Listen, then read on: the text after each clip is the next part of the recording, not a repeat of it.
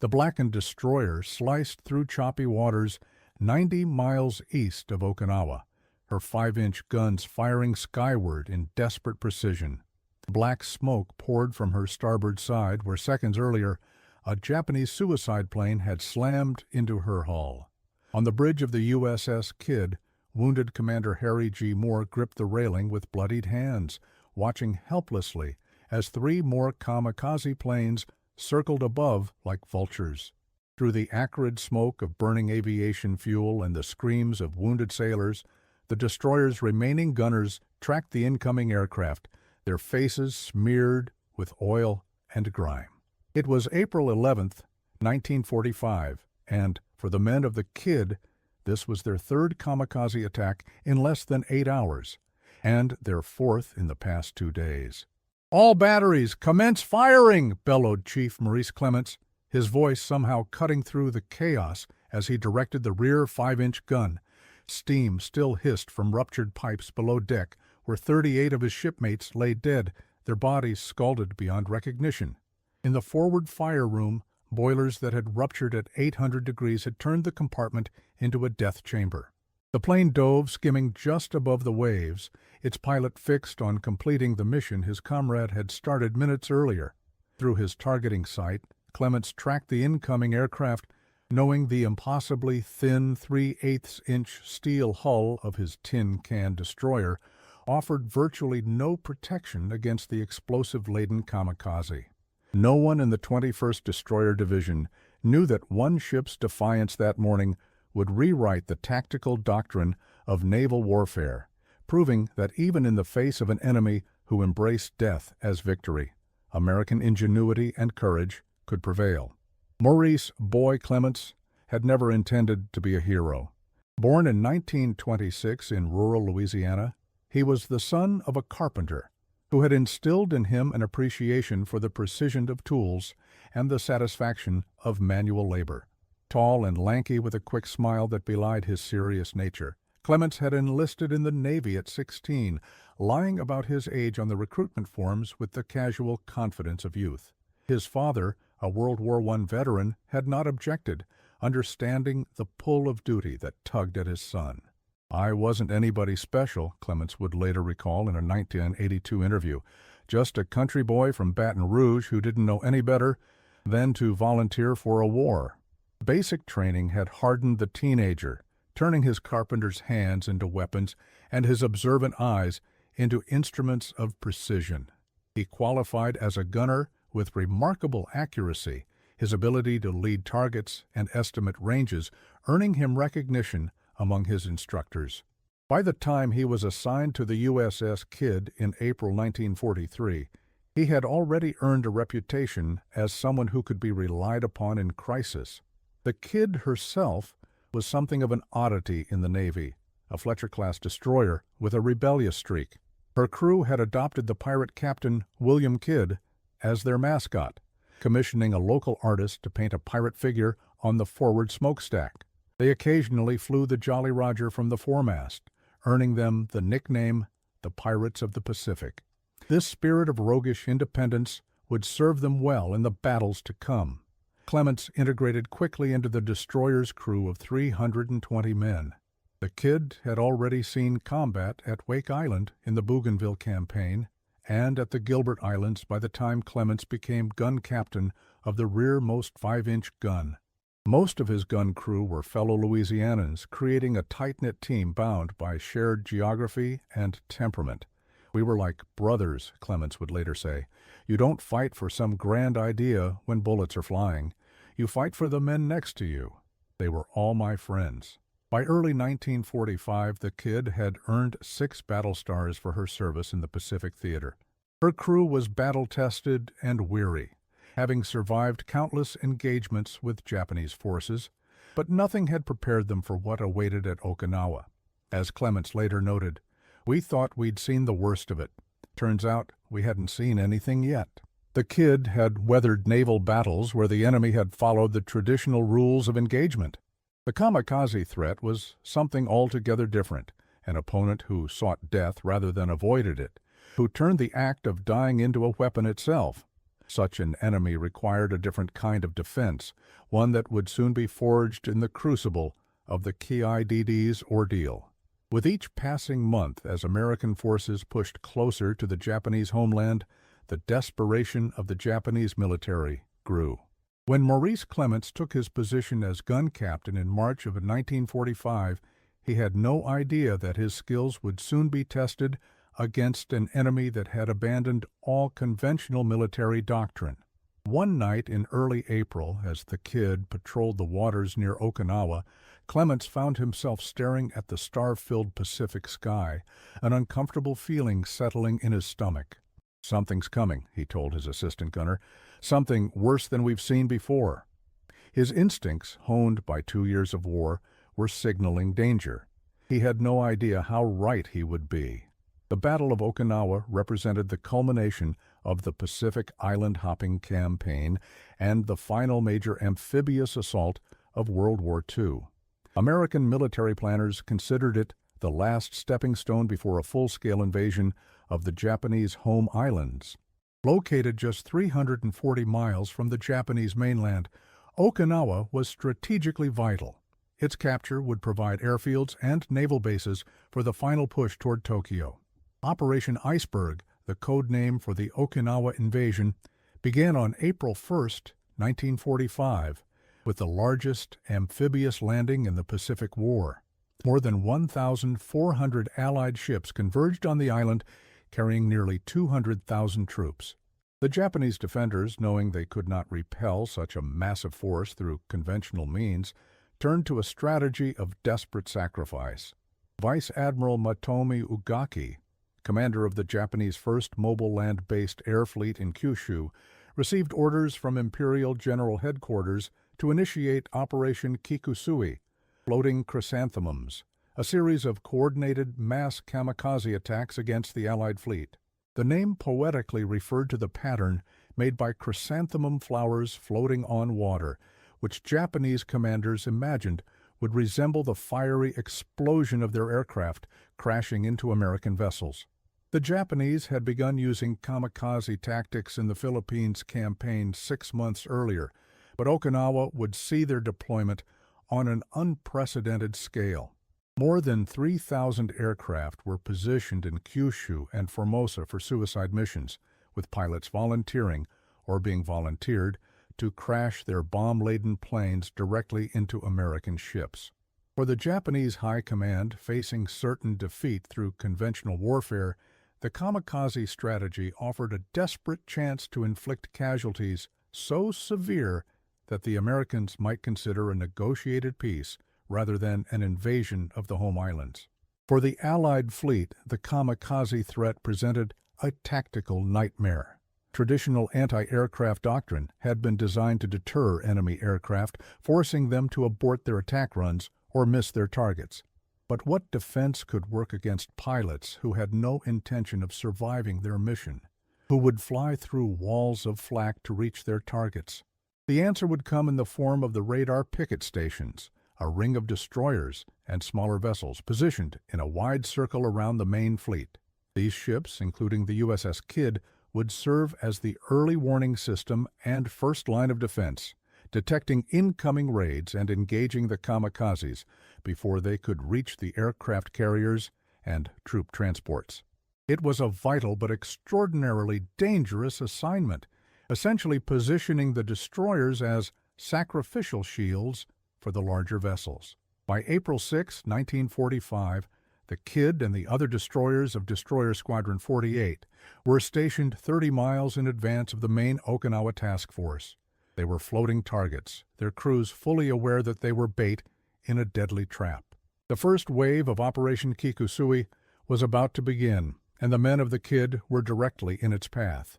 As dawn broke on April 6, 1945, the USS KIDD and her sister ships of Destroyer Division 96, the Black, Bullard, and Chauncey, maintained their vigilant patrol at Radar Picket Station No. 1.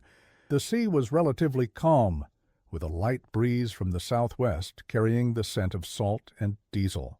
Most of the crew had been at general quarters for hours, rotating shifts at their battle stations as they scanned the horizon and radar screens for any sign of the enemy.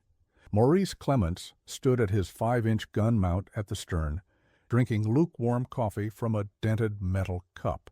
His gun crew was alert but restless, the prolonged tension wearing on their nerves. They had been briefed on the Kamikaze threat but had yet to experience it firsthand. That was about to change. At 0700 hours, the radar operator reported a large formation of aircraft approaching from the northwest. Within minutes, Combat Air Patrol F-4U Corsairs from the carrier groups scrambled to intercept, but many of the Japanese planes slipped through the aerial defenders. "Bogies bearing 270 30 miles and closing," the announcement blared through the KIDD's internal communications system. Clements tossed his coffee overboard and ordered his crew to their positions. The 5-inch gun elevated, turning to face the incoming threat. The first Kamikaze attack was directed primarily at the USS Bush, another destroyer stationed nearby. Clements and his men watched in horror as 3 suicide planes plunged into the vessel in rapid succession. Fires erupted along her deck, and within hours, the Bush would sink beneath the waves, taking 94 of her crew with her. The KIDD's gunners opened fire as a pair of Japanese aircraft veered toward their ship, the distinctive red meatballs clearly visible on their wings. The forward 5-inch guns found their mark, exploding one plane in mid-air. The second veered away after taking damage, crashing into the sea 200 yards from the destroyer's port side. "We got the bastards," shouted one of Clements's gunners, but the veteran chief silenced him with a stern look. "There'll be more," he said grimly. "That was just the first wave." He was right. Throughout that day, the KIDD and her sister ships fought off repeated attacks, their guns blazing almost continuously as waves of kamikazes bore down on their position. By nightfall, the destroyers had expended nearly 70% of their anti-aircraft ammunition. The KIDD had survived that first day without taking a direct hit, but her crew had witnessed the horrifying effectiveness of the suicide tactics. The USS Emmons, another destroyer on picket duty, had been struck by 5 kamikazes in rapid succession and eventually had to be scuttled. The USS Newcomb had taken severe damage from multiple hits, with her entire superstructure engulfed in flames. As darkness fell across the East China Sea, the attacks temporarily subsided, giving the exhausted sailors a chance to rearm, make emergency repairs, and snatch a few hours of restless sleep. But everyone aboard the KIDD knew that dawn would bring renewed assaults. "We've got to find a better way to stop them," Commander Moore told his officers during a hasty meeting in the wardroom. "Our current tactics aren't enough against planes that don't care about surviving." Lieutenant William T. Barnhouse, the ship's gunnery officer, spoke up. "Sir, I've been thinking about our firing patterns. We're still using standard lead calculations, but with kamikazes, we need to saturate their approach vector rather than trying to track them precisely." "Explain," Moore said, leaning forward with interest.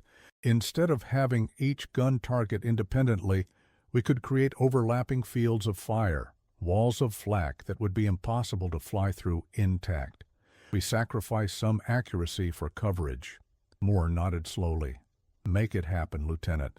Work with the gun captains to implement a new firing protocol by morning." That night, Barnhouse and Clements huddled over hand-drawn diagrams, developing what would later be known as the KIDD Protocol, a revolutionary approach to anti-kamikaze defense that emphasized volume of fire and area denial rather than pinpoint accuracy. It was an innovation born of desperation, but it would soon be tested in the crucible of battle. By morning, the new defensive plan had been communicated to all gun crews. The KIDD's 20mm and 40mm anti-aircraft guns would be organized into coordinated batteries, creating lethal crossfire zones around the ship. The 5-inch guns would no longer try to score direct hits, but would instead fire proximity-fused shells that would explode in the path of incoming aircraft. The goal was not to destroy every attacker, but to create an aerial minefield too dense to navigate. As April 7th dawned, the second day of Operation Kikusui, The KIDD's crew was as ready as they could be for what promised to be another day of relentless attacks. They didn't have to wait long. At 08:15, radar detected another large formation approaching, more than 60 aircraft this time, coming in low over the water to avoid detection. The KIDD's new defensive protocol was about to face its first test. "All batteries, prepare to implement Barnhouse pattern," ordered Commander Moore over the ship's communication system. "Fire on my command." As the Japanese planes came within range, the KIDD unleashed a coordinated barrage unlike anything her crew had previously attempted. Instead of tracking individual targets, the gunners laid down a wall of fire directly in the path of the incoming formation. The 40mm Bofors guns fired in synchronized bursts, their tracer rounds creating visible patterns in the sky. The effect was immediate and dramatic. The first wave of kamikazes flew into a veritable storm of steel and explosives. 3 planes disintegrated in midair, and several others veered off course, disoriented by the unexpected defensive pattern. One Zero pilot, apparently determined to complete his mission regardless of the odds, rolled his aircraft and dove directly toward the KIDD's bridge. The overlapping fire from multiple gun positions shredded his right wing, sending the plane into an uncontrolled spin. It splashed into the ocean 50 yards from the destroyer's starboard bow. "It's working!" Barnhouse shouted, watching from his position near the bridge. "Keep firing! Maintain the pattern!" Throughout that second day, the KIDD's innovative defense proved remarkably effective. While nearby destroyers suffered hits and near misses, the KIDD managed to repel every attack without taking damage. Word of their success quickly spread to other ships in the picket line, with signal lamps flashing requests for details on the new tactic.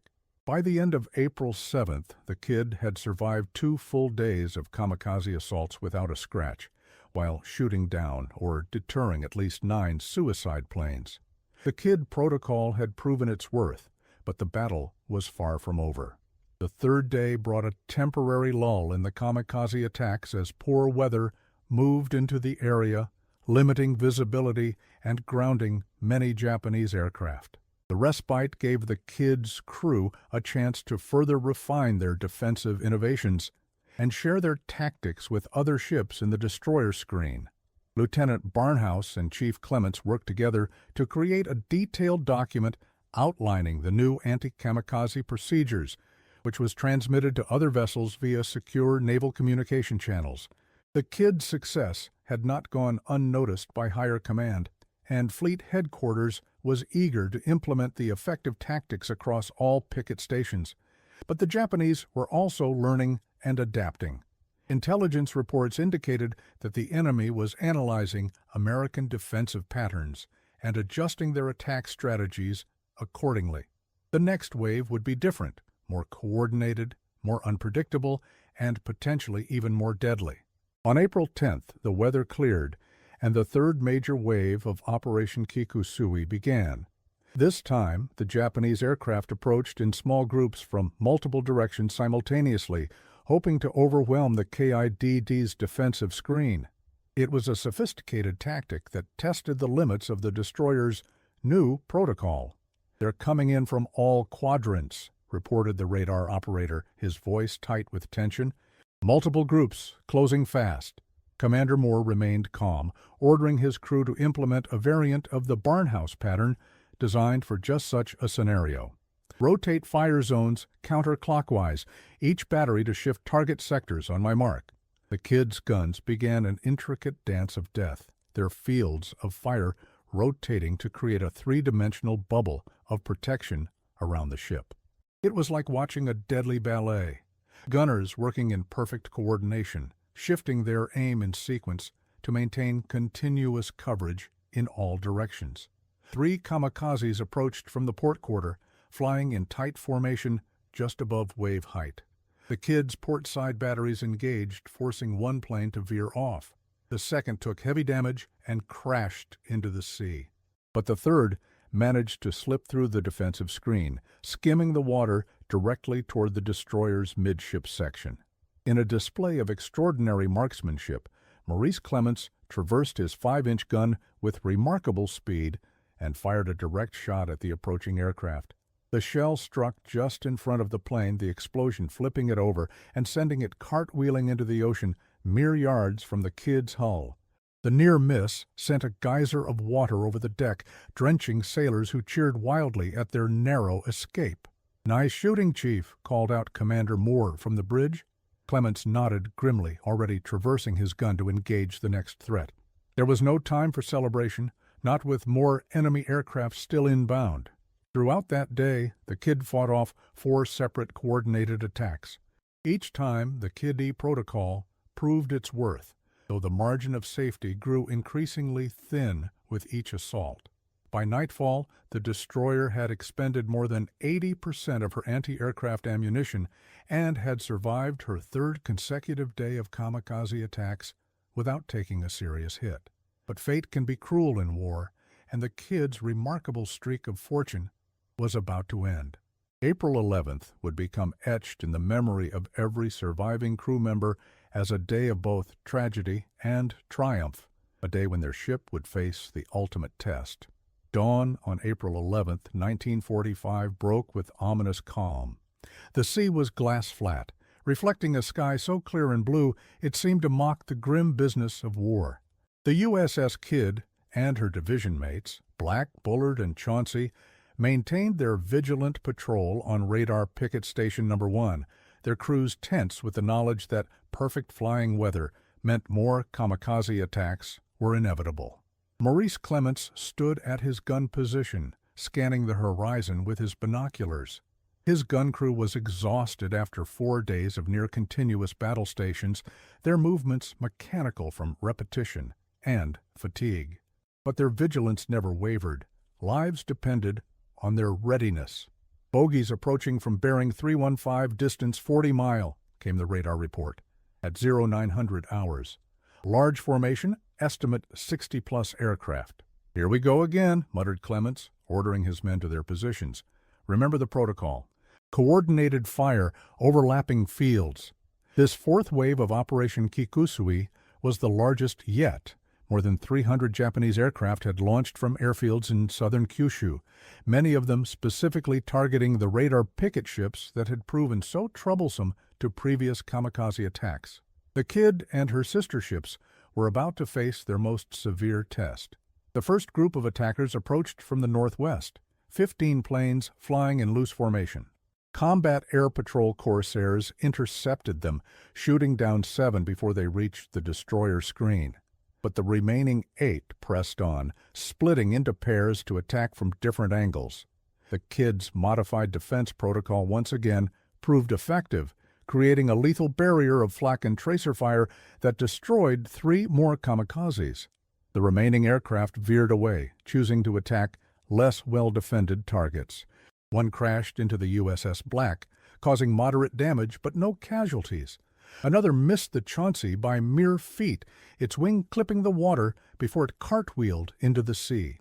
For 3 hours, the ships fought off repeated attacks, their guns blazing almost continuously as wave after wave of kamikazes pressed home their assaults. The KIDD's crew functioned like a well-oiled machine, their coordinated defense repelling every threat. But then, at 13:35 hours, everything changed. A lone Aichi D-3A Val dive bomber appeared from behind a cloud bank, diving steeply toward the destroyer's screen. It had separated from its group, approaching from an unexpected direction that momentarily confused the American defenders. By the time the KIDD's radar picked up the threat, the kamikaze was already committed to its attack run. "Aircraft starboard beam closing fast," shouted the lookout. The KIDD's starboard batteries opened fire, but the plane was coming in too fast, too steep. Most critically, it had chosen an approach vector that put the USS Black directly behind it from Clements's position at the rear gun mount. "I can't fire," Clements reported urgently over the internal communication system. "Black is in my line of fire." The smaller caliber weapons tracked the incoming aircraft, their tracer rounds visibly striking the fuselage and wings. But the damage wasn't enough to stop the determined pilot. The Val continued its dive, aiming directly for the KIDD's starboard side amidships. At 13:40 hours, the Kamikaze struck the destroyer just below the main deck, crashing into the forward fire room between the boilers. The impact was catastrophic. The plane's momentum carried it deep into the ship's interior, and its bomb continued through the vessel, piercing the portside hull before exploding just outside the ship. The blast wave rippled through the KIDD, rupturing the boilers and releasing superheated steam throughout the forward sections. Every man in the fire room was killed instantly, scalded beyond recognition by steam approaching 800 degrees. The explosion outside the port hull sent shrapnel tearing through the ship, killing sailors on the main deck and damaging critical systems. Commander Moore was severely wounded on the bridge, struck by flying debris. Dr. Brooks Garrett, the ship's physician, was thrown across a passageway by the blast, losing an eye and suffering severe leg wounds. In an instant, the KIDD had lost 38 men, with another 55 wounded, nearly one-third of her entire crew. With the forward fire room destroyed, the destroyer lost propulsion and began to drift, black smoke pouring from her damaged midship section. It was the moment the Japanese had been waiting for, a crippled vessel perfect for a coup de grace. More aircraft inbound, came the desperate call from the radar operator. 4 bogies closing fast from the north. For the wounded KIDD, this was the moment of greatest peril. Immobile, trailing smoke, with many of her defensive guns damaged or unmanned due to casualties, she was the perfect target for the circling kamikazes. The Japanese pilots, seeing the damaged destroyer, redirected their attacks toward the vulnerable vessel. In this desperate moment, Maurice Clements took command of the KIDD's defense. With Commander Moore wounded and much of the command structure in disarray, the chief gunner's mate organized the remaining able-bodied sailors into a last-ditch defensive formation. All operational guns focus on northern quadrant, he ordered, over the ship's communication system. Walking barrage pattern, maximum dispersion. The KIDD's surviving gunners, many wounded themselves, rallied to Clements's leadership. Despite their precarious situation, they implemented a modified version of the Barnhouse Protocol, creating a wall of fire in the path of the approaching kamikazes. Simultaneously, the KIDD's sister ships, Black, Bullard, and Chauncey, moved to protect their wounded companion. They formed a protective screen around the stricken destroyer, adding their firepower to the defense. It was a display of ship-to-ship loyalty that epitomized the bond between sailors in combat. The first kamikaze attempting to finish off the KIDD was met with a hail of fire from 4 ships simultaneously. It disintegrated in midair, pieces splashing into the sea. The second veered away after taking heavy damage, eventually crashing several miles from the destroyer group. But the third pressed home its attack, diving directly toward the KIDD's exposed port side. In a moment of extraordinary courage, gunner's mate 3rd Class Frank Johnson, already wounded by shrapnel, manually traversed a damaged 20mm gun and fired directly at the incoming aircraft. His accuracy was remarkable. A stream of bullets tore through the kamikaze's cockpit, killing the pilot. The plane plunged into the sea just yards from the KIDD's hull. The 4th and final attacker, perhaps intimidated by the fate of its companions, broke off its run and disappeared back into the clouds. Against all odds, the crippled KIDD had survived not only the initial kamikaze strike, but also the follow-up attack intended to finish her off. It was a testament to the courage and discipline of her crew and to the effectiveness of the defensive innovations they had developed. With the immediate threat neutralized, damage control became the priority. The KIDD's remaining engineering crew worked frantically to bring the second fire room online, eventually restoring partial propulsion. The wounded destroyer began to limp south at 10 knots, still trailing smoke but moving under her own power. The ship's medical team, led by the injured Dr. Garrett, established a makeshift hospital in the mess hall, treating dozens of wounded sailors with limited supplies and personnel. Many men with minor injuries refused treatment, choosing instead to remain at their battle stations in case of further attacks. As the KIDD retreated from the combat zone, her defensive guns remained manned and ready. Throughout the afternoon of April 11th, she fought off 3 more attempted kamikaze strikes. Despite her damaged condition, the destroyer's gunners maintained their disciplined fire protocol, successfully repelling each attack. By nightfall, the KIDD had reached safer waters, joining a convoy headed for the fleet anchorage at Ulithi Atoll. Her ordeal was not yet over. She had lost 38 men, with dozens more wounded, and her physical damage was severe.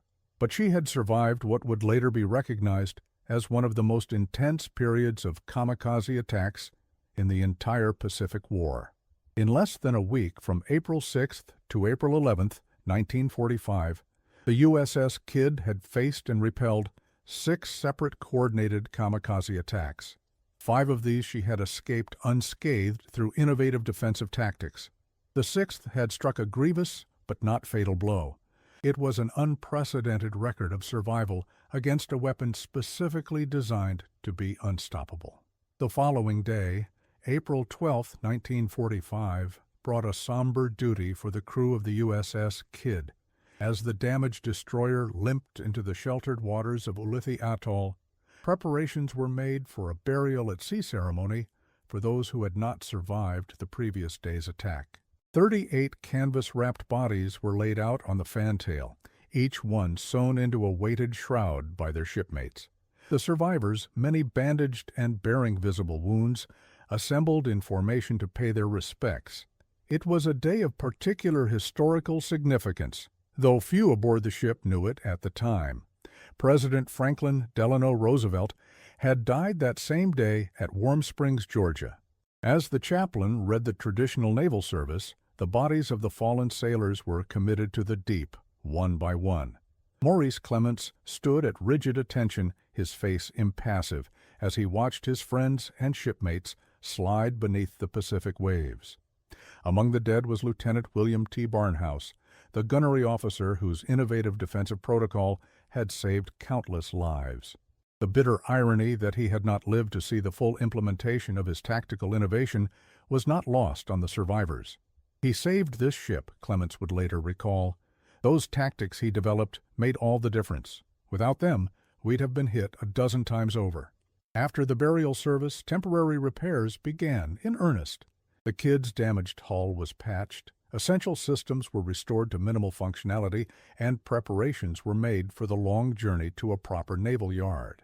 Despite the crew's best efforts, it was clear that the destroyer would need extensive repairs before returning to combat duty. On May 2, 1945, the USS KIDD departed Ulithi under her own power, escorted by the destroyer USS Hale. Her destination was Hunters Point Naval Shipyard in San Francisco, where she would undergo comprehensive repairs and refit. The trans-Pacific journey was slow and cautious, with the wounded ship maintaining a conservative 10 knots to avoid stressing her damaged hull and machinery. As the KIDD sailed eastward, away from the war zone, the conflict continued without her. The Battle of Okinawa raged on, becoming the bloodiest campaign of the Pacific War. For the ships remaining on radar picket duty, the kamikaze nightmare intensified. By the end of the Okinawa campaign in June 1945, 36 American ships would be sunk and another 368 damaged by kamikaze attacks. Nearly 5,000 sailors would lose their lives. But in the midst of this carnage, a tactical revolution was underway. The defensive protocols developed aboard the KIDD, what came to be known throughout the fleet as the Barnhouse Pattern, or KIDD protocol, were rapidly disseminated to other vessels. Admiral Chester Nimitz himself issued a fleet-wide directive ordering all ships to implement the new anti-kamikaze tactics.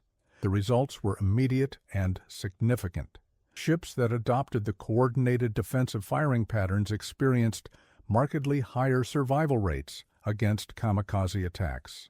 The USS Laffey, another destroyer on radar picket duty, survived 6 kamikaze hits and 4 bomb strikes on April 16th, an extraordinary feat of endurance that earned her the nickname, the ship that would not die.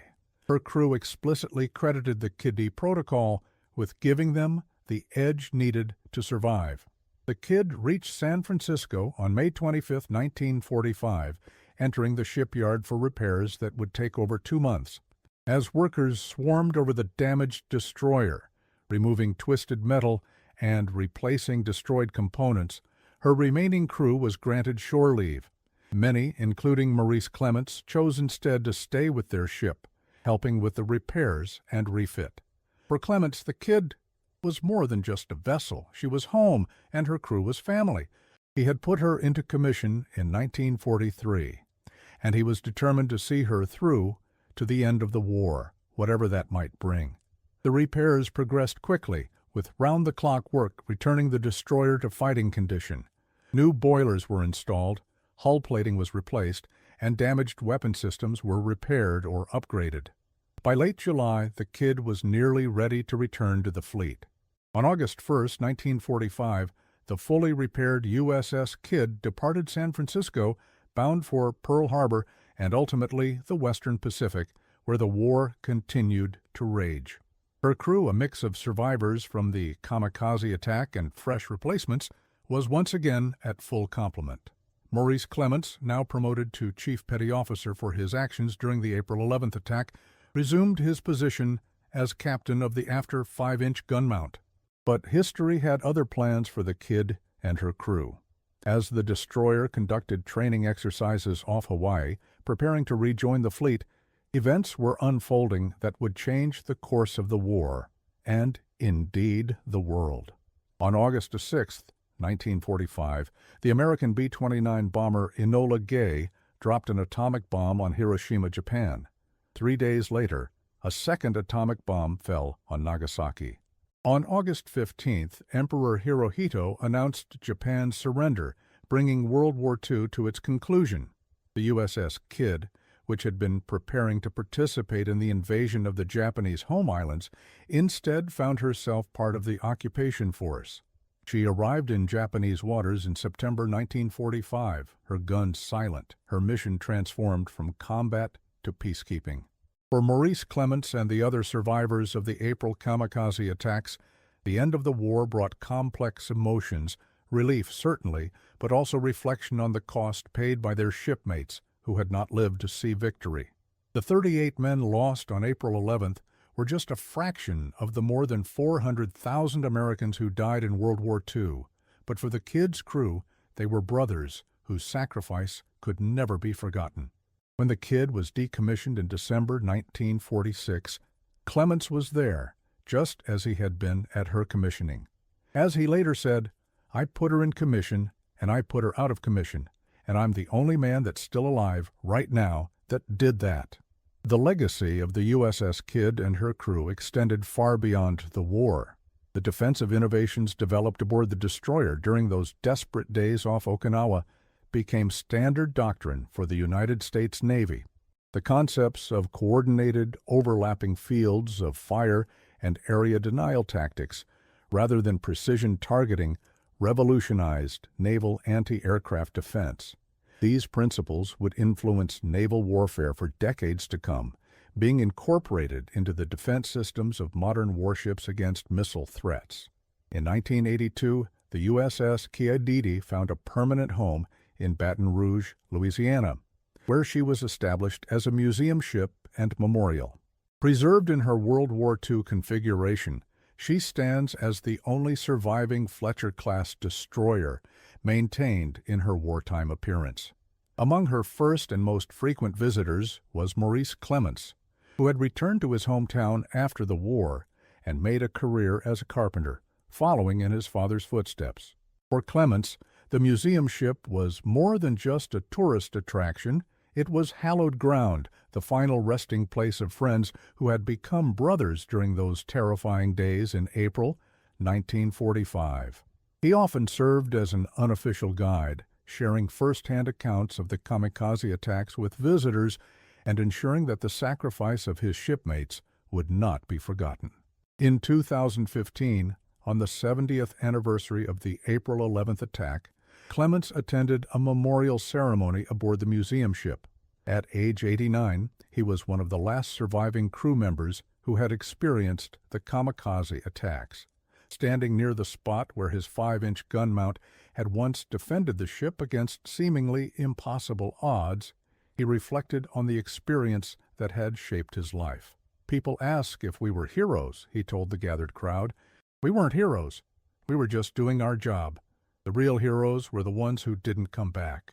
The story of the USS KIDD and her fight against the Kamikaze threat is more than just a tale of naval warfare.